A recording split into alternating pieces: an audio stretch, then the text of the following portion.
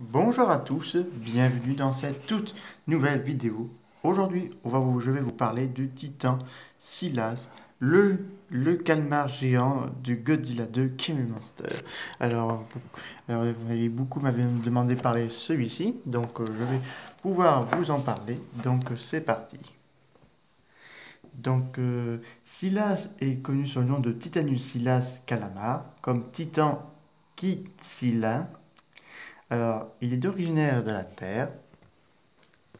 Euh, c'est une femelle à hauteur 314 341 et 103,94 mètres. Couleur de ses yeux noirs. C'est un carnivore et mangeur de poissons. Et, après, au niveau du reste, j'ai un peu de mal à vous expliquer. Donc, Silas est également surnommé Titanus Scylla et un kaiju céphalopode blindé géant créé par Legendary Pictures qui a apparu pour la première fois dans le Godzilla 2 King Monster en 2019 en tant que titan mineur qui obéissait aux ordres de King Ghidorah. Plus tard, à, à la fin du film, Godzilla, à la fin du film, il se soumettra devant Godzilla, puis il apparaîtra dans l'appel Titanus Cultul pour aider à Cultu dans sa tâche. Non, ça c'est un autre truc, mais ça n'a rien en lien avec le Monsterverse. Donc c'est parti. Scylla fait référence à un monstre marin féminin de la mythologie grecque. La fille de Typhon, monarque, confirme que Titanicilla est nommée par le grec de l'Atlantique qui l'interprétait comme un monstre marin féminin. Il peut également faire référence au genre Scylla de crabe nageur, car certaines parties de Scylla ressemblent beaucoup à des crabes, en particulier ses pattes. Scylla peut être dérivé de Spiga, une autre araignée géante du kaiju de la bestiaire de la Toho. Car oui, quand on a vu la deuxième annonce de Godzilla 2 King Monster, on a pensé que c'était Kumanga, mais en fait non. Et parce que Scylla partage également d'un nom presque similaire avec Nescrilla, un monstre araignée géante de la franchise Monster Hunter. Et oui, c'est vrai, c'est vrai qu'il fait penser à ça.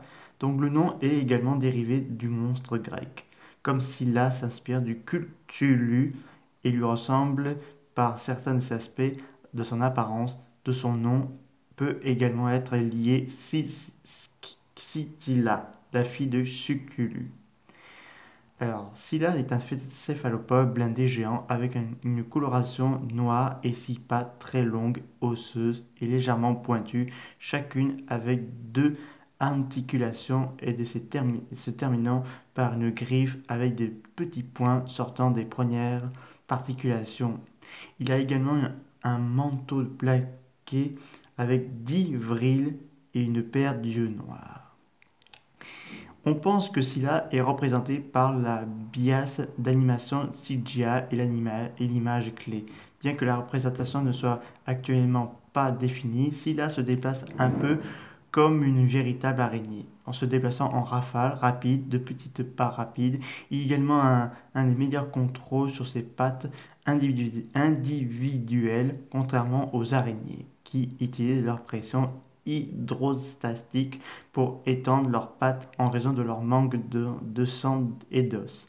Rugissement. Scylla a laissé échapper un profond rugissement lorsqu'il a été réveillé par King Ghidorah et tout en affrontant Godzilla. Scylla s'est échappé de son bavardage court et rapide. Scylla se transforme en une araignée calamar comme Titan était en sommeil jusqu'à ce que King Ghidorah le réveille et fasse son offre.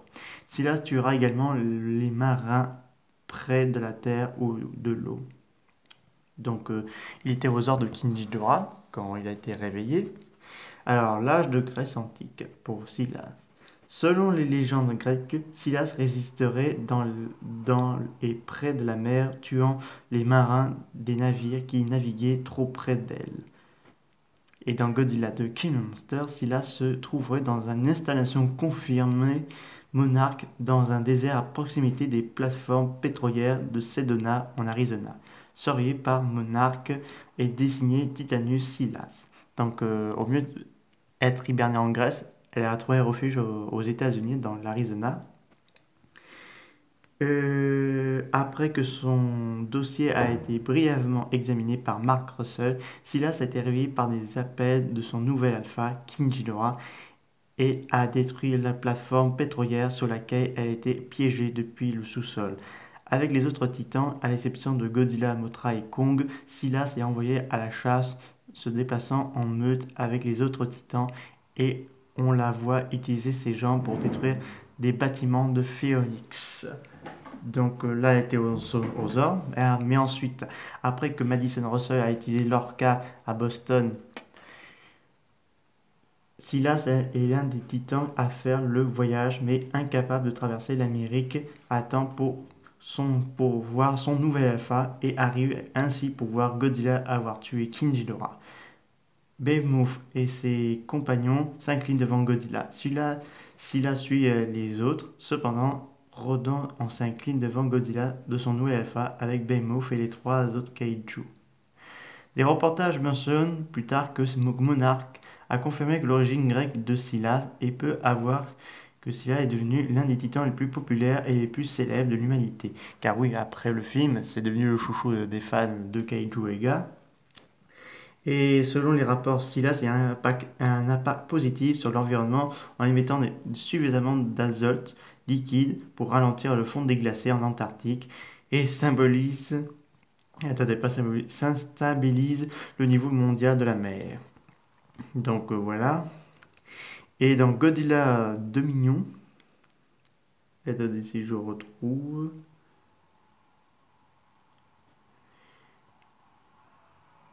Ah, je ne les trouve pas. En tout cas, je sais que dans Godzilla Dominion, Silas serait à la recherche de radiation. Donc c'est pour ça qu'il y avait un petit duel entre Godzilla et Silas. Donc vous voyez le combat qu'il y a eu entre les deux. Parce que Scylla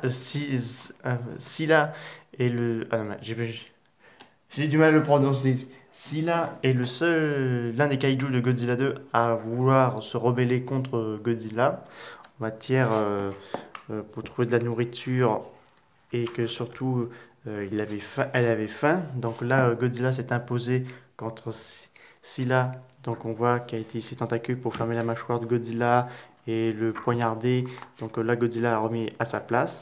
Donc comme vous le voyez ici. Mais je pense qu'elle reviendra dans la série de Godzilla d'Apple+, je pense.